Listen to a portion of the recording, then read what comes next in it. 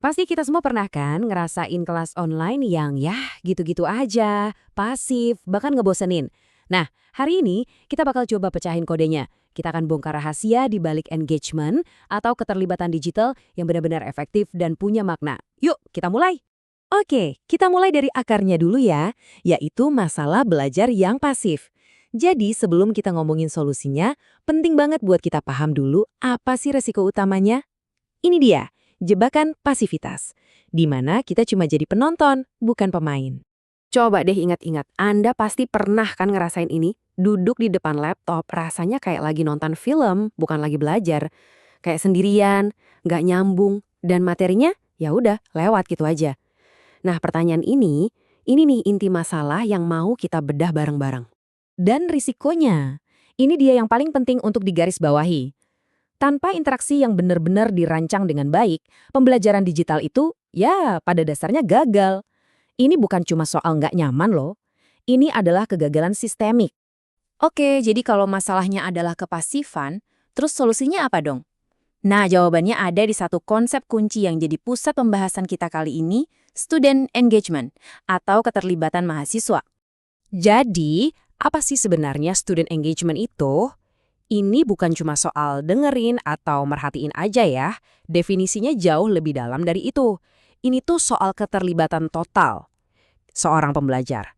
Mulai dari kognitifnya, emosionalnya, sampai perilakunya, semuanya ikut terlibat dalam proses belajar. Biar gampang, konsep ini bisa kita pecah jadi 3 bagian yang nyambung satu sama lain. Anggap aja gini, ada kognitif, ini soal pikiran kita yang aktif mikir. Terus ada emosional, ini soal perasaan kita yang ikut terlibat. Dan yang terakhir, perilaku, yaitu tindakan nyata yang kita lakuin. Nah, ketiganya ini harus jalan barengan. Pertanyaannya sekarang, gimana caranya kita membangun keterlibatan yang 3 dimensi ini? Nah, jawabannya ada di sebuah kerangka kerja yang praktis banget, yang dibangun di atas 3 pilar interaksi yang esensial. Ingat angka ini ya, 3. Ada 3 jenis interaksi inti yang kalau kita rancang dengan benar, bakal jadi fondasi yang kokoh buat lingkungan belajar online yang sukses. Penasaran apa aja? Yuk kita lihat satu persatu. Pilar yang pertama, dan ini mungkin yang paling dasar ya, adalah interaksi antara dosen dan mahasiswa. Ini tuh intinya soal bimbingan, soal feedback atau umpan balik, dan yang paling penting, membangun hubungan yang mendukung proses belajar itu sendiri. Lanjut ke pilar kedua, yaitu interaksi antar mahasiswa. Soalnya gini, belajar itu kan bukan aktivitas sendirian ya. Kita justru banyak belajar dari satu sama lain lewat diskusi, kolaborasi, dan bareng-bareng membangun pemahaman. Nah, ini pilar sosialnya. Dan pilar yang ketiga, ini soal interaksi kita dengan konten atau materinya ya. Coba bayangin, apakah materinya itu cuma sekedar teks mati yang harus dibaca? Atau sesuatu yang hidup dan mancing kita buat mikir kritis? Nah, bedanya ini krusial banget.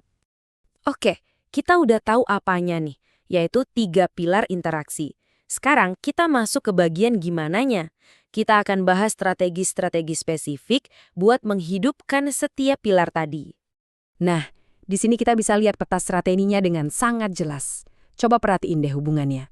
Interaksi dosen mahasiswa yang pakai umpan balik, dampaknya motivasi naik. Interaksi antar mahasiswa lewat diskusi online, partisipasi sosialnya meningkat. Dan terakhir, konten yang interaktif langsung bikin pemahaman makin dalam. Semuanya nyambung kan? Yuk kita bedah sedikit lebih dalam. Kehadiran dosen itu bukan cuma soal balesin email ya, tapi lebih ke komunikasi yang aktif dan empatik buat membangun rasa percaya. Terus kolaborasi sebaya juga bukan cuma ngobrol bebas, tapi diskusi online yang terstruktur biar semua ikut berpartisipasi. Dan terakhir, konten reflektif, ini soal materi yang bikin kita berhenti sejenak buat mikir, bukan cuma baca lewat gitu aja. Nah, dari semua yang udah kita bahas, jadi apa sih pelajaran inti yang bisa kita ambil? Apa nih inti sarinya? Kutipan ini kayaknya ngerangkum semuanya dengan pas banget. Poin utamanya adalah, strategi interaksi yang tepat itu jadi kunci yang mengubah segalanya. Strategi inilah yang memastikan pembelajaran online itu jadi aktif, bermakna, dan benar-benar fokus pada pengembangan diri mahasiswa. Dan ini membawa kita ke tujuan yang jauh lebih dalam. Keterlibatan atau engagement itu bukan cuma soal ngejar nilai bagus. Pada akhirnya, tujuannya adalah untuk mengembangkan manusia seutuhnya, pikirannya, perasaannya, sampai karakternya. Dan ini prinsip universal loh. berlaku di semua bidang pembelajaran. Sebagai penutup, saya mau ninggalin Anda dengan satu pertanyaan.